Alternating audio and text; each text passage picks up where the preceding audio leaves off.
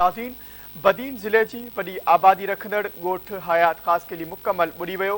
मुतासिर सख़्त परेशानियुनि खे मुंहुं ॾियण ते मजबूर आहिनि। रिपोर्ट करे रहियो आहे अली मोहम्मद चहाणी। जी नाज़रीन, असीं हिन वक़्तु मौजूद आहियूं ॻोठ हयात ख़ासकेली जेको तहलके टंडेबागी ज़िले बदीन में ही 7000 ते मुश्तमिल आबादी रखंदड़ ही इलाइक़ो आहे, जंहिंमें हिन वक़्तु मौजूदा बरसातनि खां पोइ पुराण ढोरो जेको टुटण खां पोइ हिन इलाइक़े में मुकमल तौरु पाणी अची वञण खां पोइ हिते जा जेके रहवासी न मुकमल तौरु पाणी हेठि अची विया आहिनि। उन्हनि जा दुकान पाणी में अची विया आहिनि, उन्हनि जा घर पाणी में अची विया आहिनि ऐं उन्हनि जो कुझु बि का शइ न रही आहे। हू सिर बचाए जेको सो ॿाहिरि रोडनि ते निकिता आहिनि ऐं बेयारो मददगार आहिनि। अचो त हिननि सां ॻाल्हि ॿोल कयूं त हिन वक़्तु हुननि सां कहिड़ी सूरत हाल आहे, हिन सूरत हाल मां कीअं पिया गुज़रनि, कहिड़ियुनि तकलीफ़ुनि मां पिया गुज़रनि। साईं, हिते असां वटि 6000 माण्हुनि जी आबादी आहे। हयात ख़ासकेली में तक़रीबन आहिनि त 700-800 घर आहिनि जेके मुकमिल पाणी में ॿुॾी चुका आहिनि, जंहिंमें 6 खां 8 फुट पाणी आहे ऐं माण्हू बेयारो मददगार हितां पंहिंजी मदद पाण निकिता आहिनि। DC साहब सिर्फ़ु 50-100 तंबू विराए कुझु हिते जे माण्हुनि खे, कुझु ॿाहिरि जे शोधनि खे ॾेई छॾिया। अवाम अॼु बि रोडनि ते आहे, खुले आसमान हेठि वेठल आहे। घर ॿार ॿुॾी विया, का शइ असां कोन कढीसीं घर मंझां, सिर्फ़ु 2 खटूं कढियूं आहिनि। इमदाद असांखे का कोन मिली। जेके विराइण वारा बि अचनि था सिधो रोड वठी वञनि था, असां मुड़नि ई कोन था। यूं थिया बेघर थियो, हाणे त को मदद जे लाइ आहे कोन।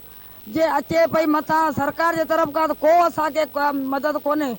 बाक़ी न कुझु बि कोन असांखे, न को तंबू ॾिना अथनि न को खाधो पीतो मदद करे। अचे हिकिड़े टेंट में 4-4 फैमिलियूं वेठियूं आहिनि।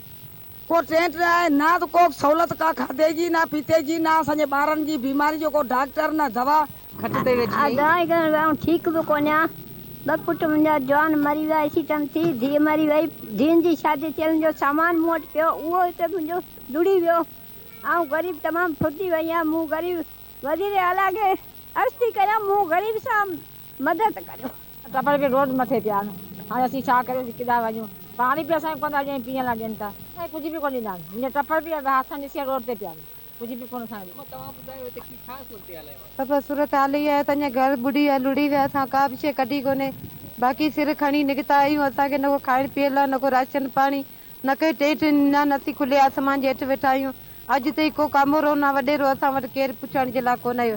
असीं बच्चा माज़ूर खणी आया आहियूं, बेवाह यतीम बच्चनि जूं माऊं आहियूं जेके रोडनि ते तड़पूं पिया। अॼु ताईं असांखे केरु पुछण कोन आयो आहे। असांखे जेके बि लिमिटेड नंबर में मिलिया आहिनि, जेके टेंट्स मिलिया आहिनि, असां पूरे तहलके में जिते बि माण्हू अफेक्ट थिया आहिनि असां डिस्ट्रीब्यूट कया आहिनि। ऐं प्रायोरिटी असांखे हिन जेको हीउ हिसो आहे हयात ख़ासकेली इहो बि रहियो आहे। ठीकु आहे न, असां हिते बि टेंट डिस्ट्रीब्यूट कया आहिनि ऐं टेंट सफिशिएंट वाक़ई तइदाद में कोन हुआ, तव्हां सही था चओ।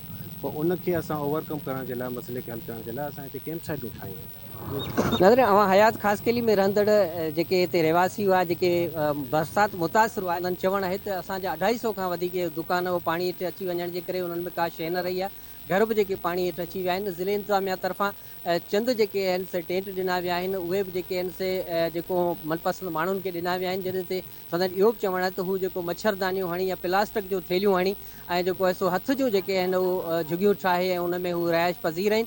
ऐं जॾहिं त खाधे पीते जे लाइ पोइ उन्हनि वटि का बि जेको शइ न आहे रही। हिननि मुतालबो कयो आहे वज़ीर आला सिंध समेत ज़िले बदीन जे चूंडियल नुमाइंदनि DC बदीन खां त फौरी तौर ते हिननि जी जेको सो परघोर लधी वञे। हिते जेको हिननि खे खीमा टेंट ॾिना वञनि, गॾोगॾु हिननि जो जेको दुकान आहिनि उन्हनि घरनि मां पाणी कढाए हिननि खे मौजूदा जेके सहूलियतूं आहिनि फौरी तौरु मुहैया कयूं वञनि। कैमरामैन गुलाम सिंह चावड़ो सां गॾु अली मोहम्मद चहाणी, धरती न्यूज़ बदीन।